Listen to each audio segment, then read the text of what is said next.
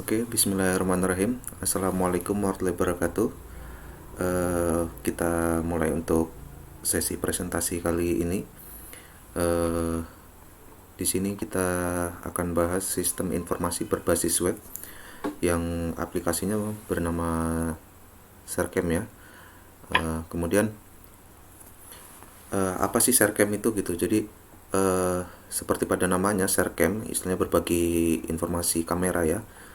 Cam itu kameranya. Jadi Sercam itu adalah aplikasi yang berbasis web yang dimana penyajiannya semua tentang informasi kamera, semua tentang informasi kamera terkait dari eh, tipe kamera, spesifik kamera, sampai bagaimana eh, pertumbuhan kamera itu di era-era sekarang gitu. Jadi mulai dari tipe-tipe yang terbaru, mulai dari kamera-kamera yang lagi trending sekarang, ataupun yang memang apalagi di zaman sekarang itu sudah marak sekali dengan yang namanya YouTuber atau vlogger-vlogger ya, yang tentunya secara tidak langsung mereka membutuhkan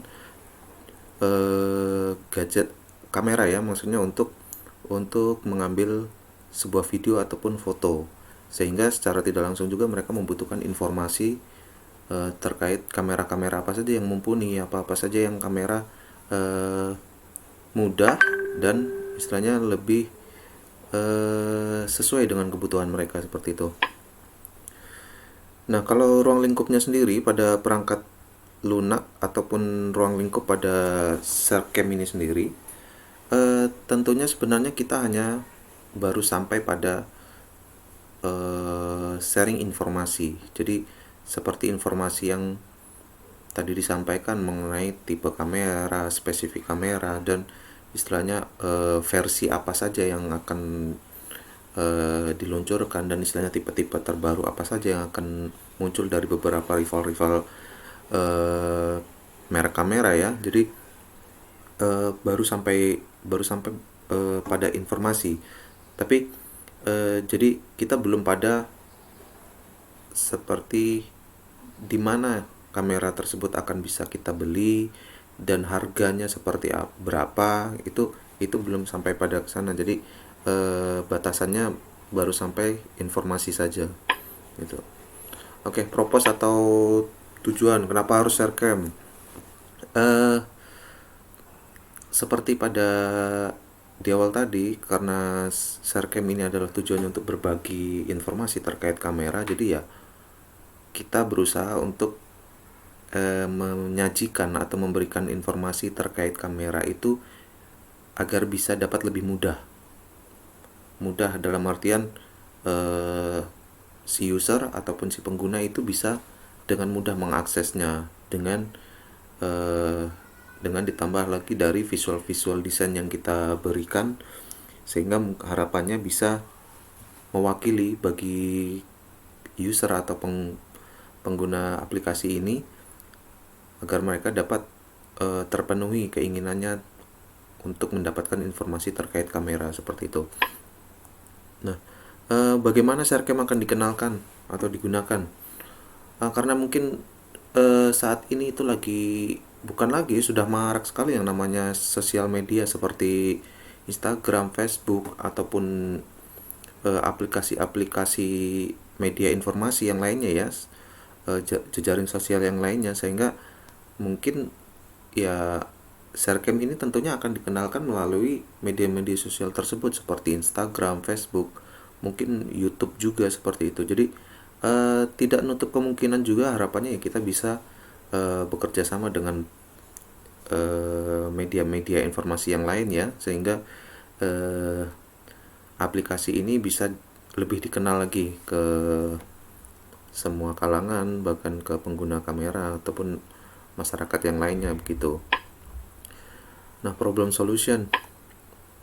Pada problem solution ini ya sebenarnya balik lagi pada pembahasan seperti tadi ya, kita hanya memberikan sebuah informasi kepada pengguna atau user ataupun masyarakat. Jadi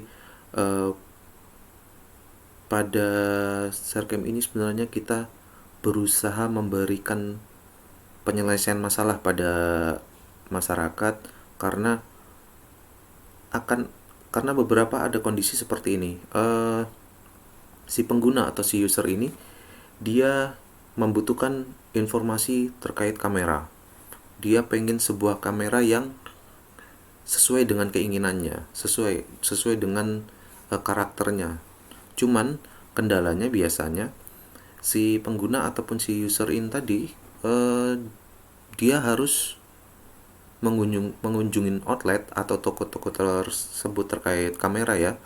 Itu artinya dia membutuhkan waktu. Jadi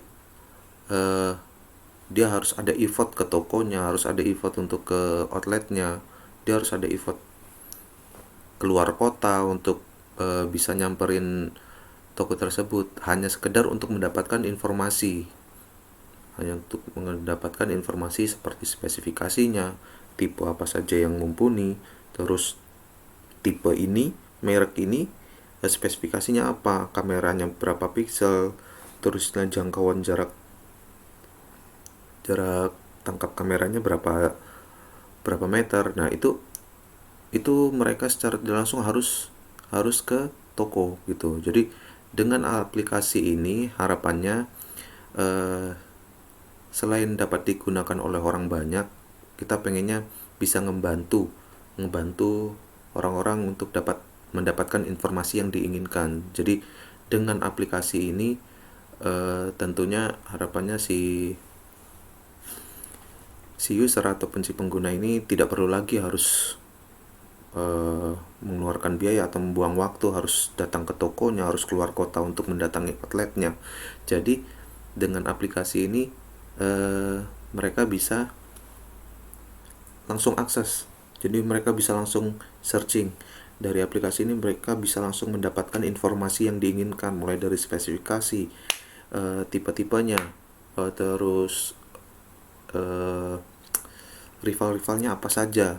Jadi bisa mereka comparison juga. Jadi mereka pada aplikasi ini tentunya nanti mereka bisa menjadikan sebuah referensi bahwa mereka butuh kamera yang seperti apa. Jadi mereka bisa compare tipe ini dengan tipe ini, merek ini dengan merek ini. Mereka akan komparisasi dari aplikasi ini. Jadi dengan Sharecam juga yang kita sudah berusaha untuk memberikan informasi serta visual desain yang baik, tentunya harapannya si pengguna Sharecam ini atau yang user ya, jadi mereka bisa terpenuhi keinginannya. Jadi dengan visualnya, dengan informasi yang ada, mereka bisa mendapatkan imajinasi, mendapatkan gambaran bahwa oh kameranya tuh seperti ini, oh visualnya ternyata seperti ini, walaupun yang didapatkan informasi itu baru sebatas visual digital ya, bukan berarti istilahnya mereka secara fisikal bisa megang kamera, itu tidak. Tapi dengan aplikasi ini harapannya orang bisa terpenuhi keinginannya untuk mengetahui informasi terkait kamera dan istilahnya perbandingannya apa saja, kelebihan dan kekurangannya apa saja, seperti itu.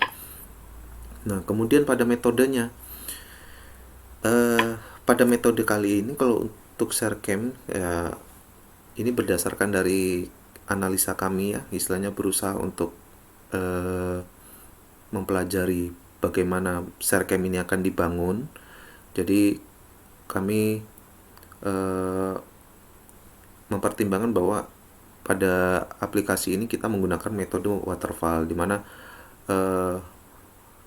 perancangan ini menggunakan proses atau paradigma waterfall ini memiliki tahapan-tahapan atau step by stepnya yang seperti pertama analisa, desain sistem, kemudian implementasi, integrasi pengujian, dan pemeliharaan. Nah,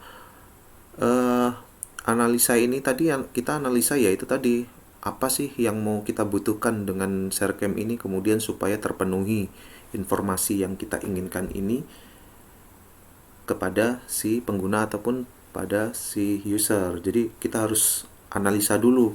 Jadi apa saja informasi harus yang kita pengenkan, baru nanti kita desain. Setelah itu kita desain bagaimana caranya supaya desain informasi yang sudah kita analisa tadi bisa bisa mewakili keinginan orang dalam mendapatkan informasi, sehingga kita berusaha mendesain sebaik mungkin agar apa yang kita informasikan, agar apa yang kita berikan itu bisa semirip mungkin mendekati dengan fisikalnya gitu, sehingga eh, berusaha mengurangi tidak ada perbedaan antara dari website dengan aktual.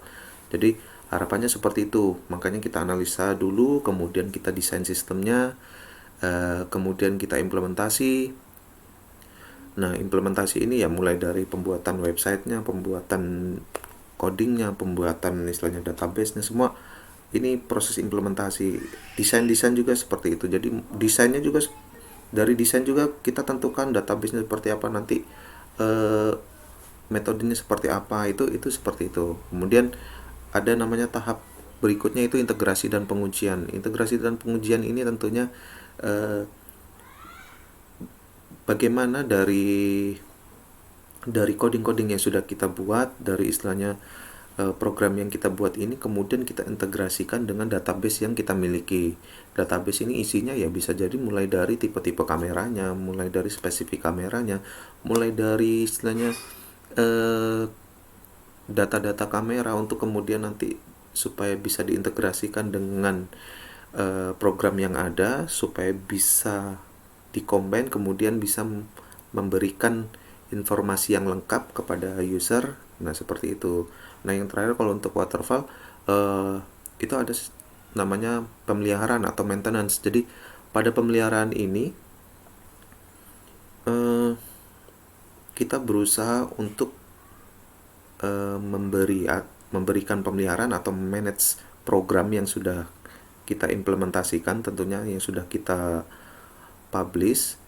Tujuannya biasanya untuk memanage program ataupun suatu desain yang mungkin terjadi kesalahan, yang tentunya mungkin pada saat kita buat, pada saat kita implementasikan, ketika kita desain itu belum terjadi, sehingga proses pemeliharaan ini tentunya sebagai sarana kita untuk nge-maintain ya, maksudnya supaya eh, aplikasi Sercam ini bisa berjalan dengan baik, bisa digunakan sesuai dengan kebutuhannya. Jadi eh, kita berusaha untuk memberikan informasi dan apa, memberikan gambaran-gambaran yang baik, sehingga ketika ada masalah kita bisa cepat untuk resolve-nya ya, untuk cepat memberikan penyelesaiannya. Jadi dengan proses pemeliharaan ini juga ya harapannya kita bisa selalu untuk improve, eh, agar kedepannya aplikasi ini bisa bisa bisa lebih baik seperti itu. Eh, Selanjutnya mungkin bisa kepada teman kami. Bismillahirrahmanirrahim. Assalamualaikum warahmatullahi wabarakatuh. Oke, saya akan melanjutkan dari presentasi teman saya. Eh, Analisis ini tahap pertama dalam waterfall. Di waterfall tahapannya itu ada 5. Yang pertama analisis kebutuhan, desain sistem, implementasi, pengujian, dan pemeliharaan. Ini tahapan pertama analisis. Proses ini mendefinisikan secara rinci mengenai fungsi-fungsi, batasan, dan tujuan dari perangkat lunak sebagai spesifikasi sistem yang akan dibuat. Tahapan ini pengembangan sistem diperlukan komunikasi yang bertujuan untuk memahami perangkat lunak yang diharapkan oleh pengguna dan batasan perangkat lunak tersebut. Informasi ini biasanya dapat diperoleh melalui wawancara, diskusi, atau survei langsung. Yang kedua ini desain. Proses perancangan sistem ini difokuskan pada 4 atribut, yaitu struktur data, arsitektur perangkat lunak, representasi antarmuka, dan detail atau algoritma. prosedural. Spesifikasi dalam desain ini dari tahap sebelumnya akan dipelajari dalam fase ini dan desain sistem disiapkan. Desain sistem membantu dalam menentukan perangkat keras atau hardware dan sistem persyaratan dan juga membantu dalam mendefinisikan arsitektur sistem secara keseluruhan. Oke, presentasi saya hanya 2 ini. Berikutnya akan dilanjutkan oleh teman saya. Implementasi atau implementation. Perancangan perangkat lunak direalisasikan sebagai serangkaian program atau unit program, yang kemudian pengujian unit melibatkan verifikasi bahwa setiap unit program telah memenuhi spesifikasinya. Di mana contohnya adalah seperti di halaman beranda, maka akan menampilkan halaman utama dari ShareCam. Nah, dan beberapa halaman lain yang sesuai seperti pada halaman kamera, maka akan menampilkan halaman-halaman yang berkaitan dengan kamera. Contohnya seperti pada detail kamera, spesifikasi, harga, dan yang lainnya yang berkaitan dengan kamera. Integrasi dan pengujian. Ini merupakan tahap keempat dari model waterfall, yaitu menguji keterhubungan dari tiap-tiap fungsi perangkat lunak untuk menjamin bahwa persyaratan sistem telah terpenuhi. Setelah pengujian sistem selesai dilakukan, perangkat lunak dikirim ke pengguna. Seperti yang sudah dijelaskan sebelumnya, yaitu implementasi, maka akan diuji beberapa halaman, apakah di halaman tersebut sudah sesuai atau tidak. Maintenance. Pemeliharaan tahap ini biasanya memerlukan waktu yang paling lama. Sistem diterapkan, diinstal, dan dipakai. Pemeliharaan mencakup koreksi dari beberapa kesalahan yang tidak diketemukan pada tahapan sebelumnya. Maintenance. Pemeliharaan tahap ini biasanya memerlukan waktu yang paling lama. Sistem diterapkan, diinstal, dan dipakai. Pemeliharaan mencakup koreksi dari beberapa kesalahan yang tidak diketemukan pada tahapan sebelumnya. Metode pengumpulan data. Dari beberapa metode yang ada, kami menggunakan pengumpulan dari metode observasi. Observasi adalah metode pengumpulan data yang kompleks karena melibatkan berbagai faktor dalam pelaksanaannya. Metode pengumpulan data observasi tidak hanya mengukur sikap dari responden, namun juga dapat digunakan untuk merekam berbagai fenomena yang terjadi. Teknik pengumpulan data observasi cocok digunakan untuk penelitian yang bertujuan untuk mempelajari perilaku manusia, proses kerja, dan gejala-gejala alam.